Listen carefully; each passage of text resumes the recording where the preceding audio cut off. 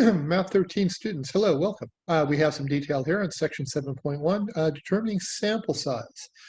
Follow me over to my other screen and we'll go ahead and get going.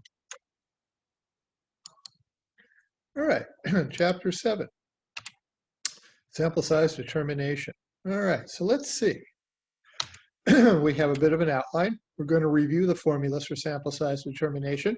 We'll identify the level of confidence. We'll use the inverse norm tool to find the critical values we'll need for our formula, and then we'll introduce some appropriate examples as we go through the process. I will note we do need our calculator for this to find critical values. Also, we do need a formula or two here, and it's very vocabulary dependent. So let's see how things play out. So first, the formulas. Now, to determine the sample size to hit a certain margin of error and a certain level of confidence, we really need to determine all of this prior to sampling. There's a couple of things that go into the mix. Sometimes I have usable data, sometimes I don't have usable data. I have a slightly different formula in each case, and we'll talk about the links between the two. Also, I need a whole number here. It's the number of objects we're going to sample, so it's got to be a whole number. Whatever that number is, it gets rounded up if it's not a whole number. So if we have no data, we've got the formula you see there. You've seen it in your text and in other presentations. We have the critical value, that Z alpha over 2, that's determined by the level of confidence. And then down below you see the E, that's your margin of error. That's given in the problem. That's the level of accuracy, if you will, you're really trying to achieve. If you have a known or estimated p hat or q hat, you can use that instead in the formula to help you get a better handle on the sample size. What is the link between the two? Well, if you have no knowledge about p hat and q hat, you'll assume they're equal. And since they have to sum to unity or 1, p hat times q hat is equal to 0.5 times 0.5 or 0.25. So that's what we'll use in that formula if we have no data. Now, here's our first example. We want to find the sample size needed to be 90% confident that the margin of error is no more than 5%. We have no data on P and Q. See, the problem is really concise in that it gives us everything that we'll need or need to go find the values for our formula. So, no P, no Q, that means we're going to use the one with the 0.25. Margin of error, 3%, excuse me, 5% or 0.05. Pretty straightforward. The only thing that's a real mystery and is a piece of a bit of work here is the critical value, the Z alpha over 2. We'll use our inverse norm tool to do that right now. So when we find that critical value, we use the inverse norm tool. We used it first in chapter 6, so I'm going to go over the keystrokes fairly quickly, and we'll need the level of confidence. Well, you have the Z distribution. That level of confidence is 90%. That means your alpha is 10%, split between the left and the right in terms of area. So 0.10 over 2. I'm looking for that guy there. Inverse normal. I get my area, I get the mean, the standard deviation, and I get a negative 1.645 to 3 decimal places. There's really 2, but I don't have to do any extra work because symmetry gets the job done for me. I only need 1. I'll pick the positive one for my formula. So 1.645 is where I'll go. Now it's time for the formula. There are the values. They will go into my calculator pretty much just the way they look.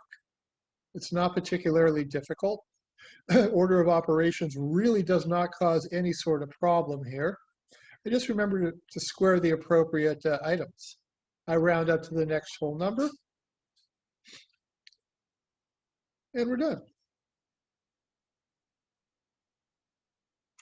So, sample size, 271. That's the minimum size needed to be 90% confident that the estimate falls within 5% of the true proportion. Here's another example. What percentage of adults shop online at least once a month? So how large must a sample be in order to be 95% confident that the true percentage is within 3% of the true proportion? So we have some recent research that seems to suggest that about 80% of adults have bought something online within the last month. So let's go ahead and pull up the values we need. Now, 95% level of confidence means the critical value, the alpha over 2, will be found by taking the 0.05, the 5%, and dividing that in half. That's the area for each of the tails of the distribution. So the critical values, using the inverse norm tool, you've seen me do the keystrokes a number of times now. You can try them yourself here. I'll round that to 3 decimal places, which in this case really means 1.960 or just 2. I'll take the positive one in my calculation. Now, margin of error. I don't see the words margin of error, but I see the word within. That is really a key point. Within is often used to indicate the margin of error.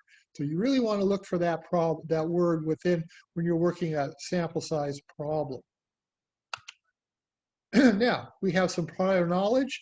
80% of adults shop online, so p hat is equal to 0.80. 80% is a decimal.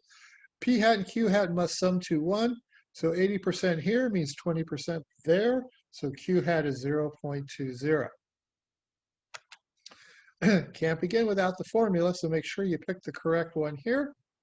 And then you'll go ahead and plug everything in an appropriate fashion.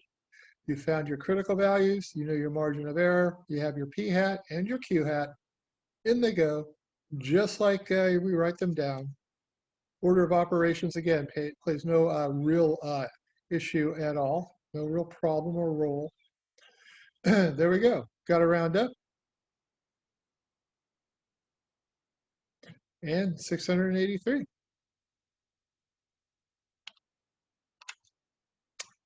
There's our sample size in that case. That's a minimum. Anything 683 and above, I'll hit my levels of accuracy that I really need here. So, a bit of a summary. We've reviewed the formulas. There's 2 of them. We've identified the level of confidence. You used inverse norm to find critical values, and you introduced and took a look at appropriate examples. So I'll stop the sharing, and I'll thank you and ask you to come back and end the meeting. Goodbye.